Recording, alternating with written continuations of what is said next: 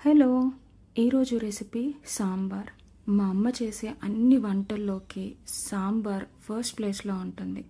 నేను చాలాసార్లు ఎలా చేస్తావు, ఎంతెంత వేస్తావు అని అడిగితే నాకు అదంతా తెలీదు, ఏదో ఉజ్జాయింపుని వేసేస్తానంతే అంటుంది.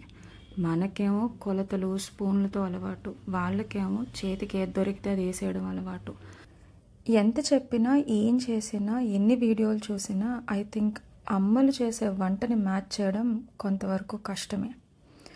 ఈ వీడియోలో మనం టేస్టీగా, ఈజీగా సాంబార్ ఎలా చేయాలో చూద్దాం. దానికోసం నేను ఏ వెజిటేబుల్స్ని తీసుకున్నాను, మీకు ఏ వెజిటేబుల్ నచ్చితే ఆ వెజిటేబుల్ వేసుకోవచ్చు. 100 గ్రాముల చింతపండు పేస్ట్ని కూడా ఆల్రెడీ తీసుకుని పెట్టుకున్నాను.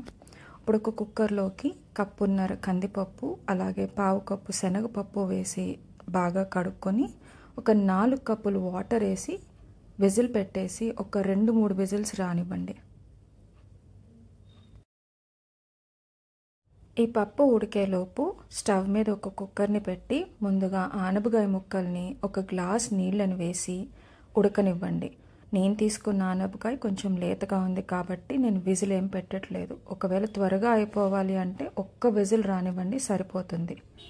ఈలోపు పప్పు ఉడికిపోయింది. దీన్ని కాస్త చల్లారిన తర్వాత మిక్సీ జార్లోకి తీసుకుని మెత్తని పేస్ట్ లాగా చేసుకోండి.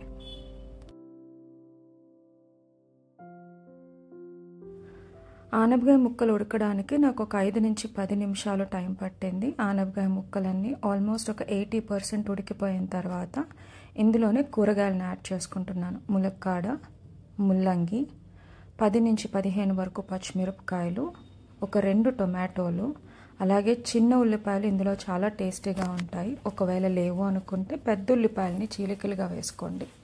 అలాగే 1 స్పూన్ మెంతులు, మనం ముందుగానే పెట్టుకున్న చింతపండు పేస్ట్ని కూడా ఇందులో యాడ్ చేసుకుంటున్నాను.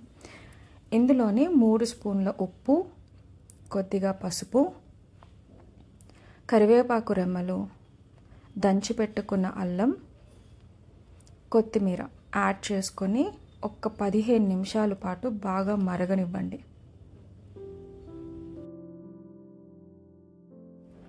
బాగా మరిగి వెజిటబుల్స్ అన్నీ బాగా కుక్ అయిన తర్వాత ఇప్పుడు మనం రుబ్బి పెట్టుకున్న పప్పును కూడా ఇందులో యాడ్ చేసుకొని అలాగే ఒక గ్లాసు వాటర్ని కూడా యాడ్ చేసుకుంటున్నాను. కన్సిస్టెన్సీని బట్టి వాటర్ యాడ్ చేసుకోండి. ఒకవేళ థిక్గా కావాలి అంటే చూసుకుని వేసుకోండి. ఆల్రెడీ ముక్కలు అన్నీ బాగా ఉడికిపోయాయి కాబట్టి జస్ట్ ఒక 10 నుంచి 15 నిమిషాల వరకు మరిగితే సాంబార్ టేస్ట్ చాలా బాగుంటుంది. సాంబార్ బాగా మరిగిన తర్వాత దీనిపైన ఇలా నురగ లాంటిది ఒకటి వస్తుంది, దాన్ని తీసేసుకోండి. ఎందుకంటే ఇది ఉండడం వల్ల డైజెషన్ త్వరగా అవ్వదు. ఒకవేళ కనుక మనం పప్పుని ముందుగానే ఒక గంట పాటు నానబెట్టుకుని ఉడకబెట్టి ఉంటే పర్వాలేదు. మనం డైరెక్ట్గానే వేసేసాం కాబట్టి దీన్ని తీసేసుకోవాలి.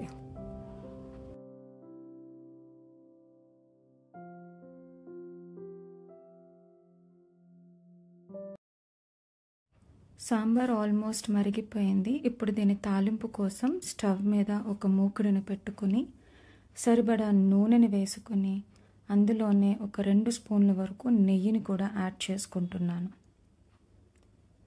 నూనె బాగా మరిగిన తర్వాత ఇందులోనే కొద్దిగా ఆవాలు, జీలకర్ర, మెంతులు, ఎండుమిరపకాయలు, దంచిన వెల్లుల్లి, కొద్దిగా కరివేపాకు అన్నిటినీ బాగా వేపించుకొని నచ్చితే ఇంగువ కూడా యాడ్ చేసుకోవచ్చు. నేను యాడ్ చేసుకోవట్లేదు.